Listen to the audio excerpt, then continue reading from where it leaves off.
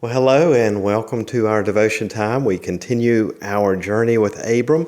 We left off with Abram going to and fro, looking at the land that God had promised him, and understanding that God is probably doing things behind the scene. And then Abram settled in Hebron, and I wanted just to talk about Hebron a little bit as we move towards the things God is doing. We'll pick that up our next day, Friday. But let's look at Hebron. What do we know about Hebron? We know that it's likely one of the oldest cities around.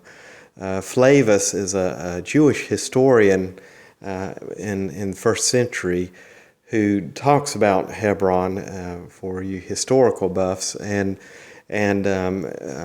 Flavius said that it was certainly an ancient city or ancient town, and probably the oldest ancient town by his recollection, even older than Memphis of Egypt.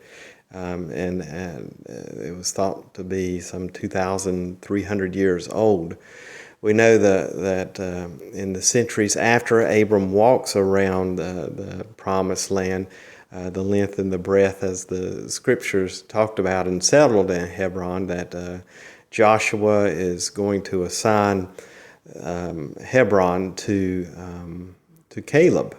As a part of the apportionment or the allotment as the Israelites went into the promised land. And that was the place, the land of giants, so to speak. It was one of the more untamed areas, and not really anybody wanted but Caleb. Caleb said that he would take it, and so he requested it. He conquered and settled in Hebron. And Hebron prospered and became a Levitical city, and also, as you read the Old Testament, a city of refuge.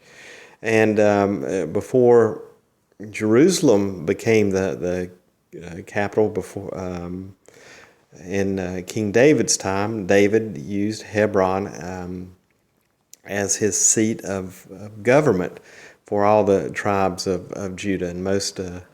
And the strongest tribe came out of Hebron, of Judah. And in fact,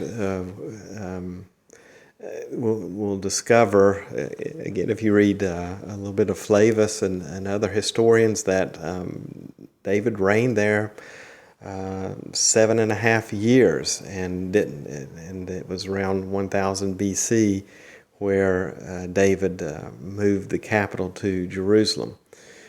We know as well that Hebron was destined to become, in our time now, a city populated primarily by Arabs. It was ceded to the Palestinian Authority and has become a hotbed of terrorist activity against Israel.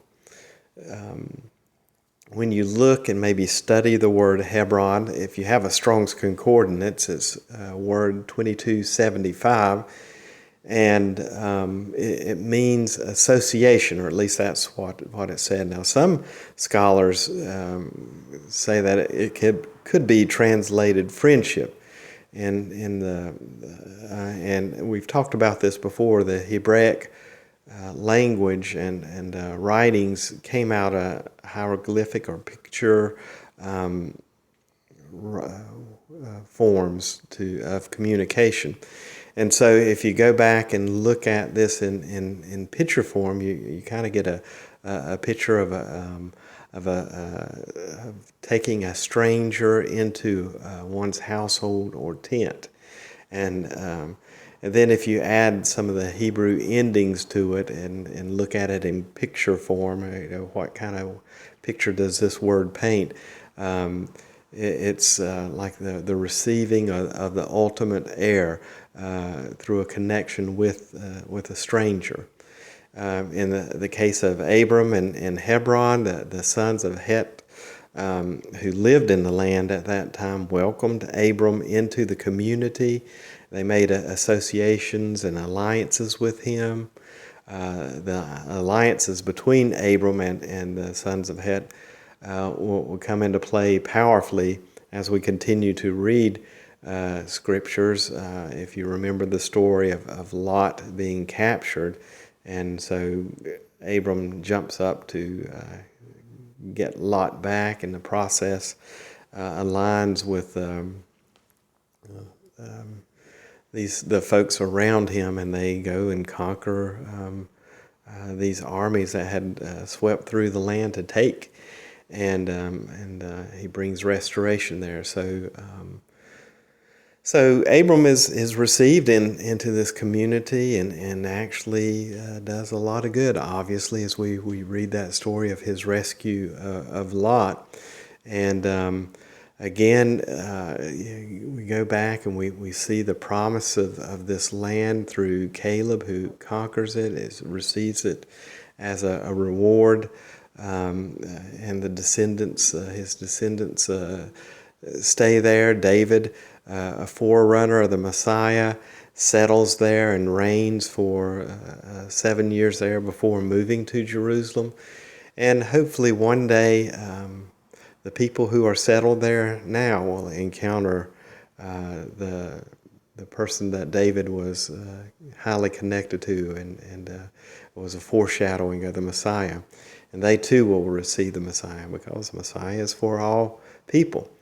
And so as we look at Hebron today, maybe this is a good way for us to remember. Let's not forget to entertain strangers. And who knows, as Scripture says, we may be entertaining angels. And Hebron's a good word of strangers welcoming, being welcomed in, being brought into the association there. I'm going to stop with just a look at that word today, and we'll get into Abram's story this coming Friday and see what God was up to in the process of Abram walking the land and then settling in Hebron. Have a great week. Hope to see you Wednesday with our Bible study, and again here Friday for our devotion time. Blessings. Bye now.